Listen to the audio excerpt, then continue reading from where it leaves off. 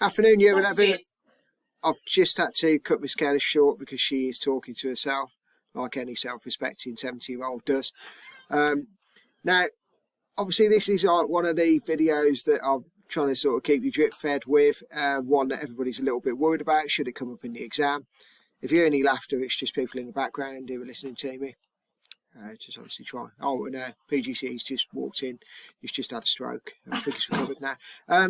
Right, so lifestyles of the rich and the poor is one that everybody's worried about and struggle with. Now, obviously, the first picture up there in the top left-hand corner is to do with rich lifestyles. Hardwick Hall, Bess of Hardwick, who is famous for being the richest woman in England and marrying a 13-year-old.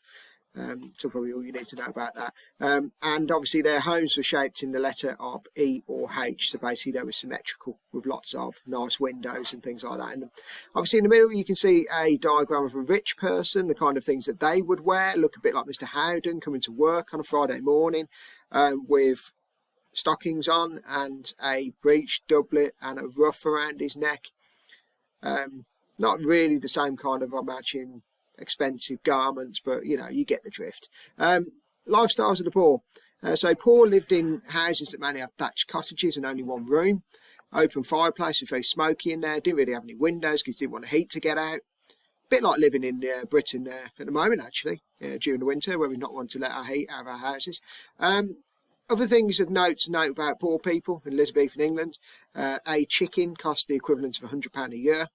And a lemon cost 75, which is basically just an indicator of inflation, really, and how much things cost. 9% of the population were poor, and literally you had to go to work, otherwise you didn't eat. That was generally basically the lifestyle of a poor person. I want a few of my group earlier today mention the fact that they got to do cruel sports, and they had a 1 day off every year for the May Bank holiday. Brilliant. Underneath we get the reasons for poverty, lots of them. We get, most importantly, rising population, went from 2 to 4 million in the Elizabethan era. Bad harvest, which meant everyone died. It's great. Changes in farming methods. So rich people, again, it's very similar to today, just decided to do everyone over by kicking all the peasants off the land and only farming sheep, which obviously you need a man and a dog to farm sheep, so negates the need to have peasants picking up crops. Inflation, which I just mentioned. Collapsed into mould industries that gave people work, like the cloth industry, and there weren't any wars to keep young men occupied. That's not a tip for today, by the way. And then obviously vagabonds, they were a huge issue. So like of Abraham Mann, Doxey, Hooker, Ruffler, etc., etc. 10,000 of them to be exact, so they weren't a major problem.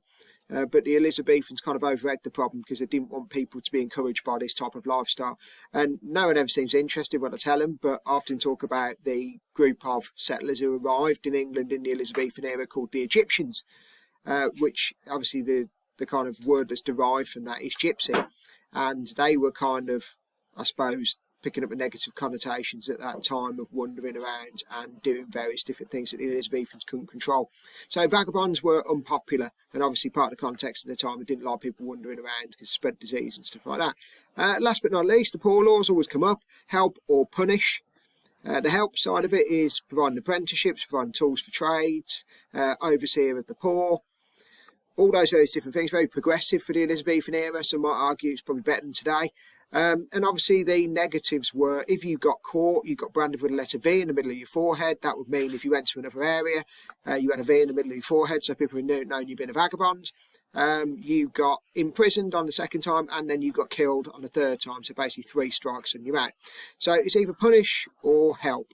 Now, the poor laws and various different laws, like the Vagabonds Act, the Statute of Artificers, etc., etc. But ultimately, we only remember them as a poor law in 1601. That's everything in under 5 minutes. I'm getting good at 5 minutes.